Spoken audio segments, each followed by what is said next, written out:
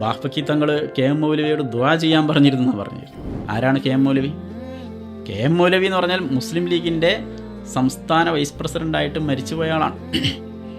മുസ്ലിം league മലബാറിൽ ബീജാവാപം കൊള്ളുന്നതിൽ, അതായത് 937 മുസ്ലിം league ഉണ്ടാകുന്നത്, മുസ്ലിം ലീഗിൻ്റെ മലബാർ ജില്ലാ കമ്മിറ്റി ഉണ്ടാകുന്നത്. ഈ 937 മലബാർ ജില്ലാ മുസ്ലിം ലീഗ് കമ്മിറ്റി ഉണ്ടാകുന്നതിന് മുമ്പ് തിരൂരങ്ങാടിയിൽ മുസ്ലിം ലീഗിൻ്റെ കമ്മിറ്റി ഉണ്ടാക്കിയ ആളാണ് കെ എം മൗലവി. കെ എം മൗലവിയുടെ പ്രേരണയിലാണ് കെ എം സീതി സാഹിബ് ഉൾപ്പെടെയുള്ള ആളുകൾ മുസ്ലിം ലീഗിലേക്ക് സജീവമായിട്ട് വരുന്നത്, കോൺഗ്രസ്സുകാരായിരുന്ന ആളുകൾ.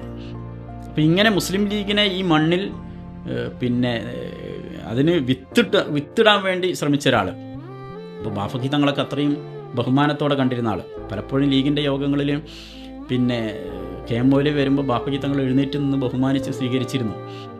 ബാഫക്കി തങ്ങൾ കെ എം മൗലവിയോട് ദുആ ചെയ്യാൻ പറഞ്ഞിരുന്നെന്നാണ് പറഞ്ഞത് ചില യോഗങ്ങളിലൊക്കെ.